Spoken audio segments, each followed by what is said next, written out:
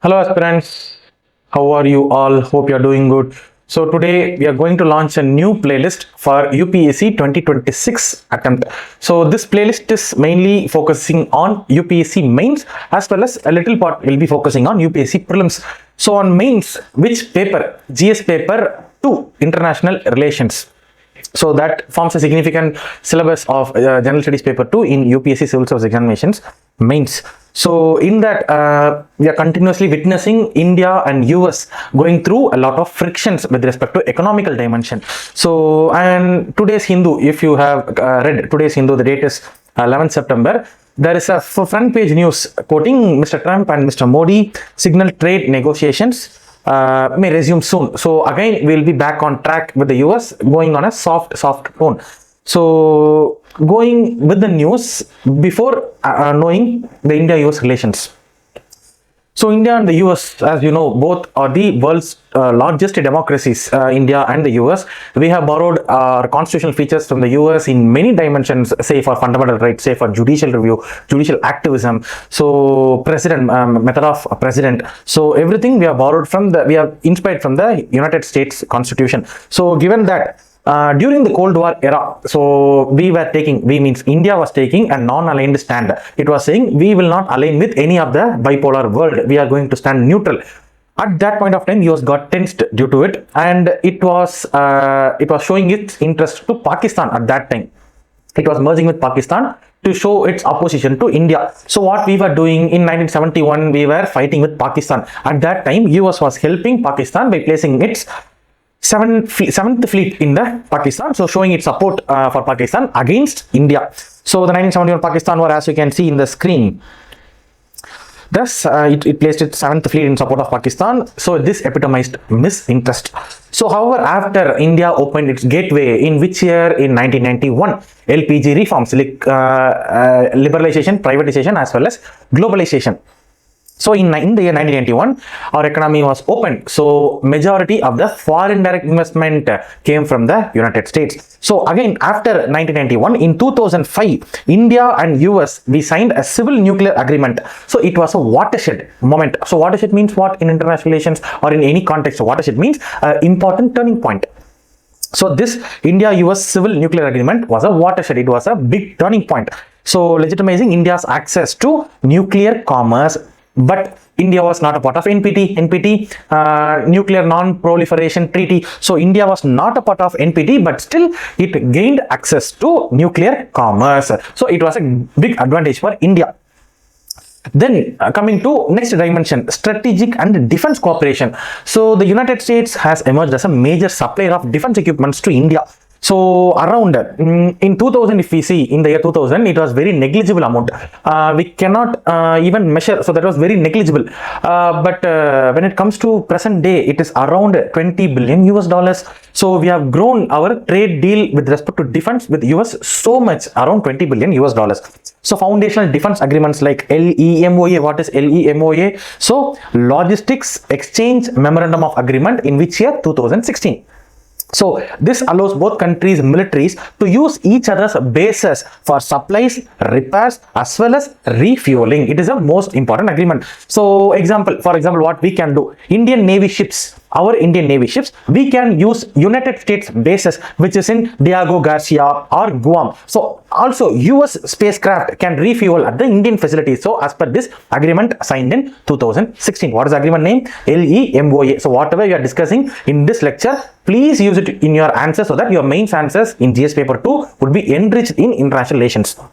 So next agreement, India and the US in the year 2018. So COMCASA, so which briefs to Communications, Compatibility and Security Agreement. So it provides India the access to US communication system. So this agreement mainly revolves around communication and encrypted equipment. So this ensures real-time sharing of sensitive data during joint operation and exercises. So for example, it enabled US origin aircraft like P-8I maritime patrol aircraft to get advanced communication gear from India.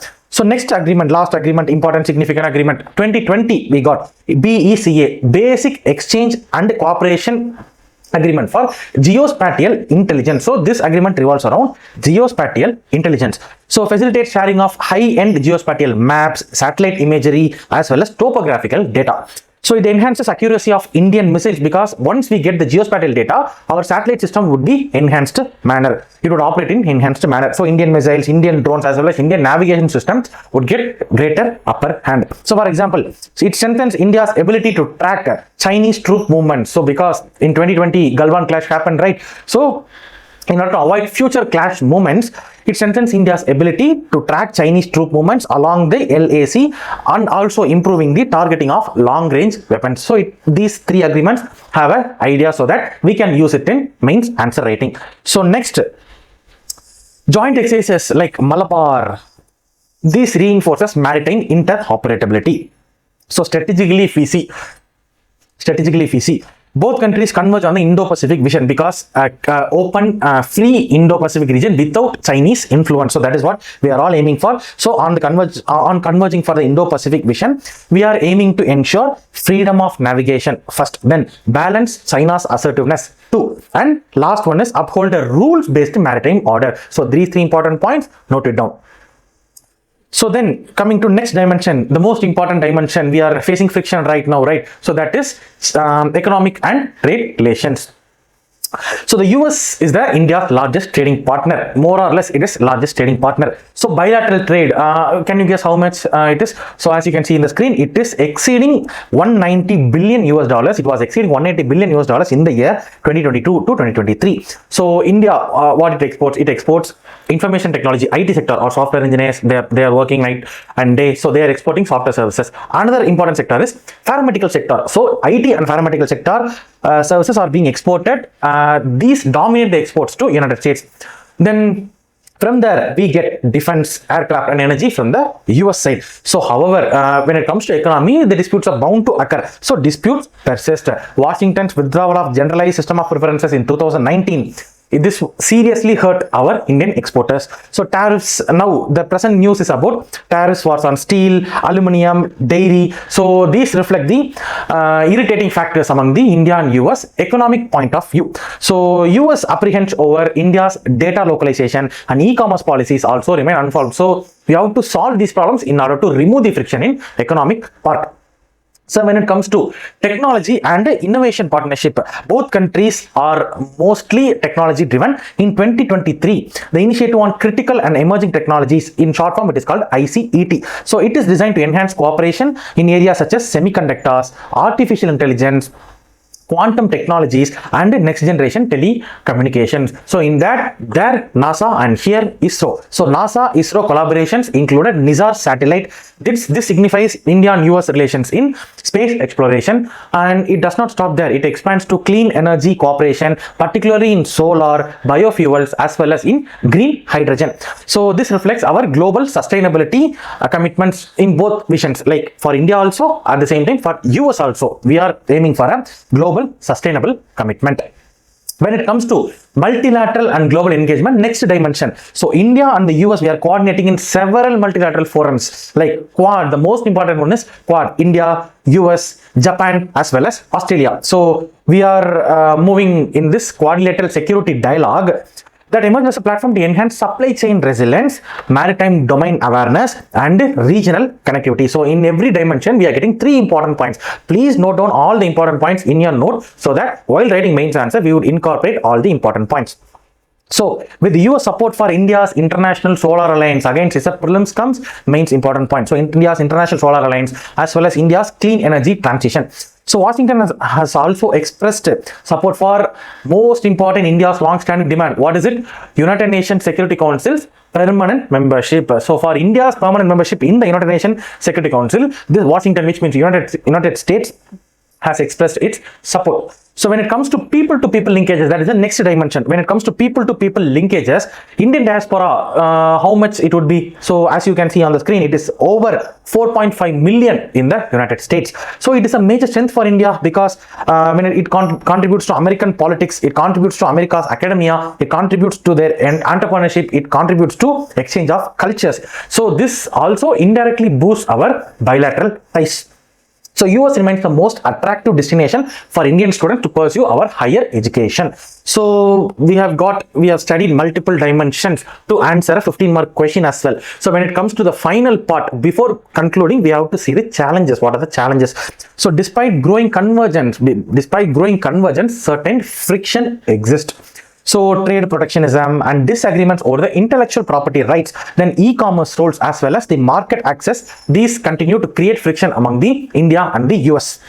So the major concern for the US is regarding India's import of Russian crude after the Ukraine crisis and its traditional emphasis on strategic autonomy. Sometimes it creates a divergent type of policy. So the US has occasionally raised concerns on human rights in India as well. Occasionally, it is not always, but occasionally it raises concerns over the human rights and religious freedoms in India. So these are the challenges and concerns.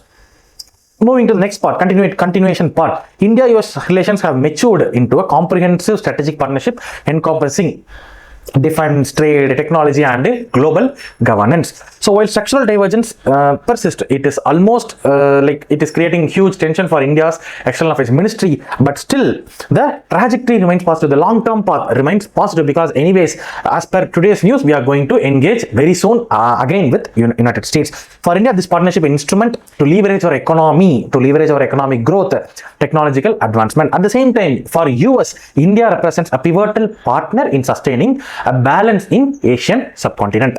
So current context, as per the Hindu news article, so resumption of negotiation, President Donald Trump and Prime Minister Narendra Modi signaled that trade talks were stalled, which it will resume soon. So we are going to solve our frictions.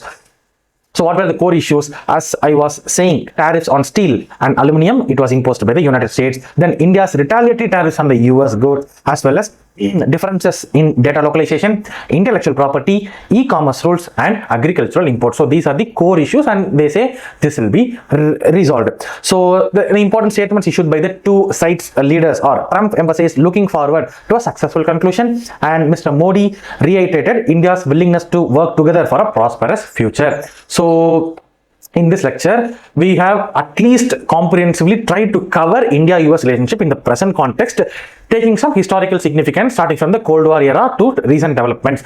So with this idea, start your answer writing for International Relations in General Studies Paper 2 of UPSC Civil Service Examinations Mains. So write an answer, take a question, write an answer, post it in the comments, and we will definitely display the best answer. In previous society video, I was giving a question and one student have posted the comment, and that will be displayed in the upcoming society lecture. So this international relation playlist is meant for international relations. So please do follow the playlist to increase your knowledge on GS Paper 2 Mains International Relation syllabus. Thank you.